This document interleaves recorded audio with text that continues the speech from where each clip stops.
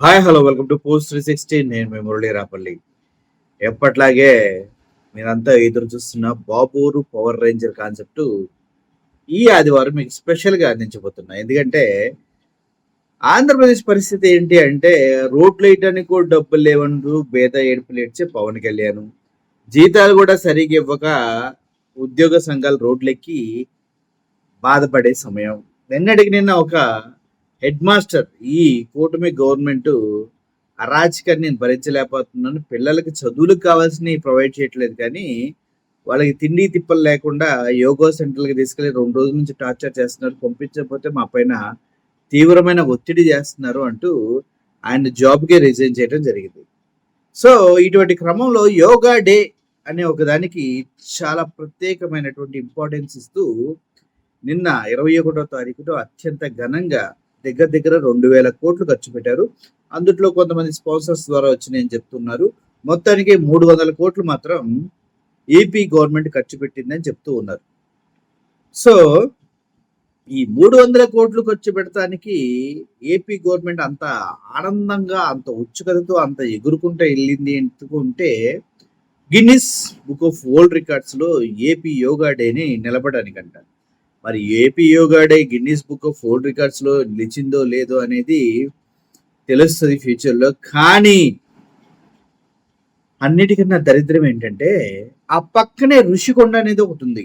ఆ ఋషికొండని ప్యాలెస్ లాగా కడటానికి, కొండనంతా కట్ చేసి మరీ కడటానికి అయిన ఖర్చు 350 కోట్లు. అది జగన్ ప్యాలెస్ అని, జగన్మోహన్ రెడ్డి గారి భార్య భారతి గారు అడిగారని ఎంతో విష ప్రచారం చేశారు. అటువంటి ప్యాలెస్ ని చంద్రబాబు నాయుడు గారు సందర్శించి జర్మనీ టెక్నాలజీ, జపాన్ టెక్నాలజీ వాడి కట్టారు, ఇంత గ్రాండ్ గా కట్టుకోవడం అసలు ఎంత ఘోరం అంటూ ఆ ప్యాలెస్ ని పొగుడుతూ జగన్మోహన్ రెడ్డి గారిని విమర్శించారు. అటువంటి ప్యాలెస్ ని కడతాం కోసమే దగ్గర దగ్గర 350 కోట్లు అయింది. అంతకన్నా ఎక్కువ ఖర్చు యోగా డేకి అయ్యింది.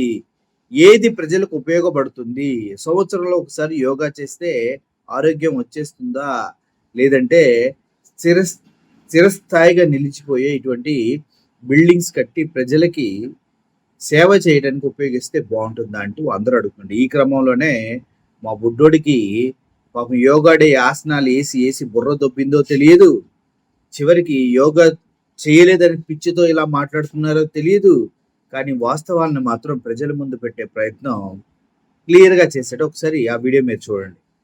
అందరికి నమస్కారం అండి. నేనండి పొద్దున్నే లేసి యోగా సైరా దాని పేరు చెప్పి ప్రసాదనం ఆగం సైరా టీవీ నుండి అన్నవరం అంజిబాబుని మాట్లాడుతున్నా అండి. ఇక పైన పరమేశ్వరుడి దయ పొందాలంటే నిత్యం యాగం చెయ్యాలి. 300 కోట్లు ఒక్క రోజులో ఆగం చెయ్యాలంటే యోగా చెయ్యాలి. ఇక గిన్నిస్ బుక్ రికార్డు కొట్టేటందుకై మన గవర్నమెంట్ పెట్టే శ్రద్ధ, ఆ ప్రోగ్రాం కొరకు తెచ్చుకున్న గిరిజన బిడ్డలకు తగిన వసతులు కల్పించడంలో ఎట్టకపోతే ఎట్టా. ఇక ప్లకార్డు పై ఓ అభిమాని రాసుకున్న రప్ప డైలాగ్ పై ప్రతినిధులు పెట్టేను డిబేట్లు. మరో పక్క రాష్ట్ర రెవెన్యూ పడిపోయింది ఎందుకయ్యా అంటే వాటిపైన మాత్రం నోరు మీద పని అధికార పార్టీ మంత్రులు. అంటే అది ఎలాంటి పబ్లిసిటీ స్టంట్లకి ఖర్చు పెట్టేందుకై నిండుగా ఉంటుంది మన రాష్ట్ర ఖజానా. మరి ఇస్తానన్న హామీల సంగతి ఏంటయ్యా అని అడిగిన వాళ్ళ నాలుకలు మందం అంటూ మైకులెట్టుకుని అలాంటి మాటలు మాట్లాడడం మీకు తగునా? ఇక పబ్లిక్ లో చెప్పుకుంటారు గొప్పగా మేము కేంద్రం నుండి తెచ్చామంటూ నిధులు. ఇక కేంద్ర సర్కార్ మన దగ్గరకు వచ్చినప్పుడల్లా వాటి నుండి సగం తీసి చేస్తున్నారు ఇలాంటి వృధా ఖర్చులు.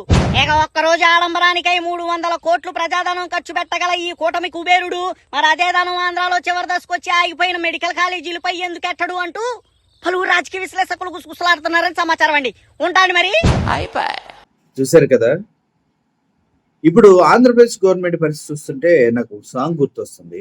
అదే అయ్యయ్యో చేతుల్లో డబ్బులు పోయనే, అయ్యయ్యో జబ్బులు ఖాళీ ఆయనే. చేతిలో డబ్బులే లేవు, జేబులు ఖాళీగా ఉన్నాయి, కానీ యోగా డేకి 300 కోట్లు విచ్చలవిడిగా ఖర్చు పెట్టే స్తోమత ఆంధ్రప్రదేశ్లో ఉందన్నమాట. చంద్రబాబు గారే చెప్పాలి. అక్కడ పత్తి రైతులు, మిర్చి రైతులు, పొగాకు రైతులు, ఇప్పుడు చిత్తూరులో మామిడి రైతులు అందరు రోడ్లెక్కి అయ్యా మాకు మద్దతు ధర కల్పించండి అంటే దాని గురించి పట్టించుకొని కూటమి ప్రభుత్వం యోగా డేకి స్కూల్ పిల్లల్ని, గిరిజనులు తీసుకెళ్లి ఒక రూములో వేసి ఘోరాతి ఘోరంగా దుప్పట్లు కూడా లేకుండా అందరికి మ్యాట్లు ఇచ్చారు. ఒక్కొక్కరు 4 మ్యాట్లు పట్టుకొని వెళ్తున్నారు. కానీ పిల్లలకి ఫుడ్ కూడా లేకుండా, పడుకోవడానికి స్థలం కూడా సరిగా లేకుండా చాలా ఇబ్బంది పెట్టారంటూ వార్తలు వస్తున్నాయి. కాబట్టి ఈ 2 వీడియోలు చూడండి, మీకే అర్థమవుతుంది. ఏదో గిరిజన బాలికలు అద్భుతంగా ఇవాళ సూర్య నమస్కారాలు చేశారు. చంద్రబాబు నాయుడు గారు పొంగిపోయారు. దానికి జగన్మోహన్ రెడ్డి గారు నడిపే యూట్యూబ్ ఛానల్లో వాళ్ళందరినీ ఎక్కడో ఉంటారండి, ఉంటారు. వాళ్ళ బాధ మీకెందుకు, వాళ్ళ బాధ మీకెందుకు, వాళ్ళందరినీ ఎక్కడో ఉంటారండి, ఉంటారు. వాళ్ళ బాధ మీకెందుకు, వాళ్ళ బాధ మీకెందుకు. మనసుల కరగని లోకమే లోకమా,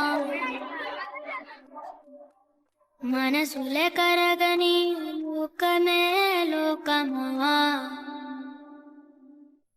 ఇరుకు గదులలో అరెమొక్కె బతుకులే తిరిగి ఎగరగా కొంచెం ఆశ కలిగలే.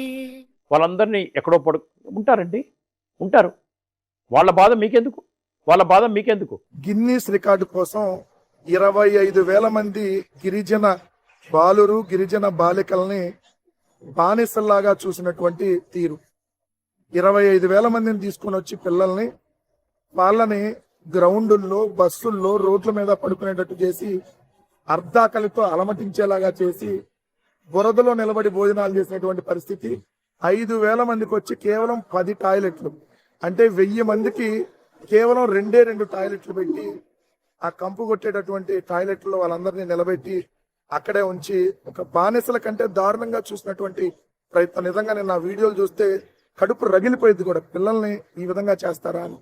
కానీ నిస్సిగ్గుగా మళ్ళీ దాన్ని సమర్థించుకుంటూ వాళ్ళ మీడియాల్లో ఒకడు అంటాడు, పెట్రోల్ బంకుల్లో పడుకునే అతను, లేదంటే ఏ లారీల్లో పడుకున్నాడో తెలియదు అతను అంతకుముందు, అతను ఈరోజు ఛానల్లో కూర్చొని యాంకర్గా అతను మాట్లాడతాడు. వాళ్ళు ఎలా చేస్తే మీకెందుకు, వాళ్ళు ఏ బాధలు పడితే మీకెందుకు, మీరెవరు అసలు ప్రశ్నించడానికి అంటాడు.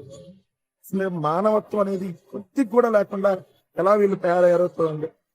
దయచేసి జాతీయ మానవ హక్కుల కమిషన్, జాతీయ బాలల హక్కుల కమిషన్ దీనిపై స్పందించి ఖచ్చితంగా దీనికి బాధ్యులైన ప్రతి ఒక్కళ్ళ మీద చర్యలు తీసుకోవాలని చెప్పి డిమాండ్ చేస్తా ఉన్నాం. అర్థమైంది కదా.